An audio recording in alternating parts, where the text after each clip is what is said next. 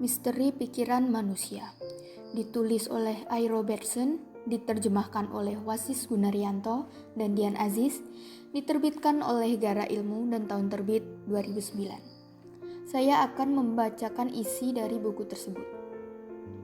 Segala hal yang pernah dicapai manusia pastilah berawal dari pemikiran. Albert Einstein memiliki kekuatan pemikiran yang membawa bom atom ke tengah peradaban dan mengakibatkan perubahan bagi umat manusia. Adolf Hitler berniat menciptakan sebuah ras yang paling unggul dan nyaris menghancurkan dunia. Beethoven memiliki gambaran-gambaran musik luar biasa di otaknya yang menghadirkan Five Symphony. Bahkan Anda membaca buku yang juga merupakan hasil dari sebuah pemikiran.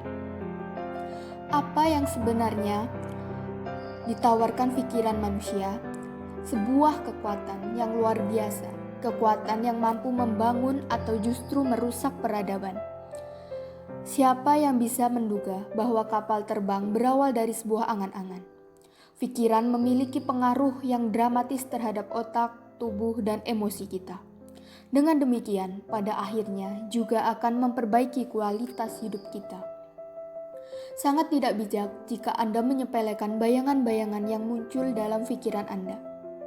Karena siapa tahu, itu adalah sebuah awal yang luar biasa dari kehidupan. Walaupun bukan berarti sebuah pikiran akan berhasil begitu saja jika tidak disertai tindakan. Akan tetapi, Anda dapat saja melakukan perjalanan keliling dunia tanpa bangun dari tempat tidur.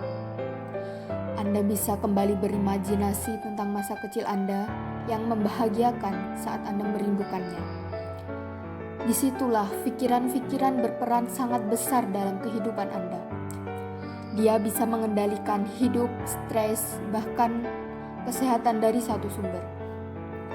Dengan membuka mata pikiran Anda. Mengapa? Karena pikiran selalu datang sebelum perasaan dan tindakan. Dengan kata lain, kalau Anda ingin mempengaruhi bagaimana Anda merasakan atau bagaimana Anda berperilaku, pertama kali Anda harus memperhatikan bagaimana cara Anda berpikir. Orang dewasa pada umumnya mampu mengingat satu kejadian yang mereka alami saat mereka berusia 2 atau 3 tahun. Dari usia 3 hingga 4 tahun, mereka dapat mengingat 3 peristiwa. Dari usia 4 sampai 5 tahun, 6 peristiwa. Dan dari usia 5 hingga 6 tahun, mereka mampu mengingat 10 peristiwa.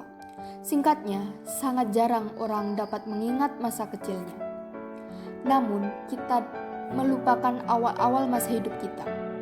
Para psikolog berpendapat bahwa sistem otak yang tugas khusus dalam memori, yaitu ingatan episodik atau ingatan sehari-hari seperti waktu, tempat, kapan, di mana yang dapat secara eksplisit dinyatakan atau disulap. Misal, ingat-ingat saat Anda menonton bioskop. Ketika Anda mengingatnya, Anda tidak akan sekedar mengingat filmnya, tetapi juga tempatnya, dengan siapa Anda menonton, dan hal lainnya. Bandingkan dengan ingatan semantik, yang merupakan fakta-fakta non-konteks. Misal, ingat nama ibu kota Korea Selatan adalah Seoul. Anda tahu bahwa Seoul adalah ibu kota Korea Selatan. Tetapi Anda barangkali tidak tahu kapan Anda pertama kali mengetahuinya. Memori semantik tergantung pada sistem memori otak yang sangat berbeda dengan sistem memori episodik. Mengapa kita sebagai orang dewasa hanya dapat mengingat sedikit sekali dari masa kecil kita? Tidak seperti yang mampu diingat anak-anak.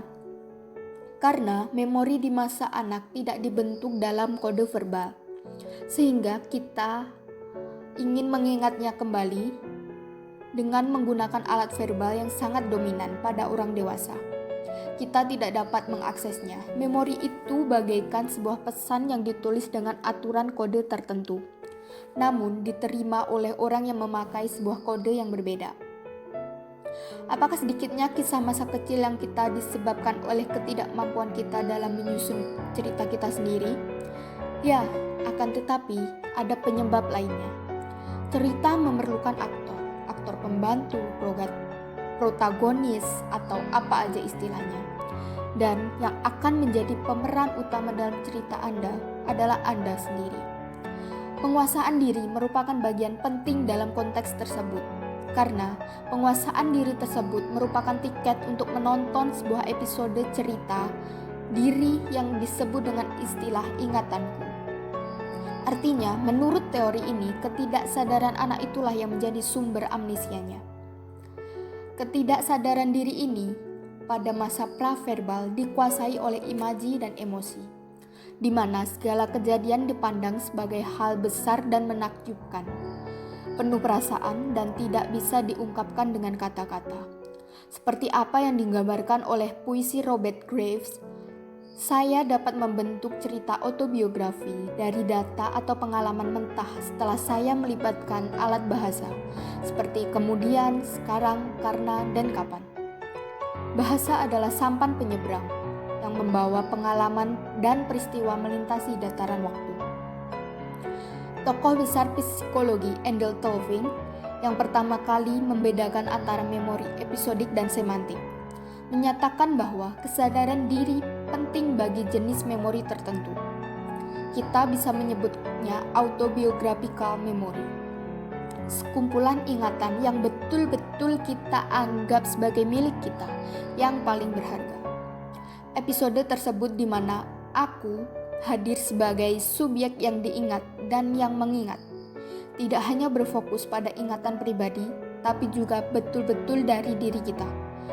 Anak merasa bahagia atau menderita tergantung pada kebebasannya sebagai aku untuk menyatakan, ini adalah sesuatu yang saya alami.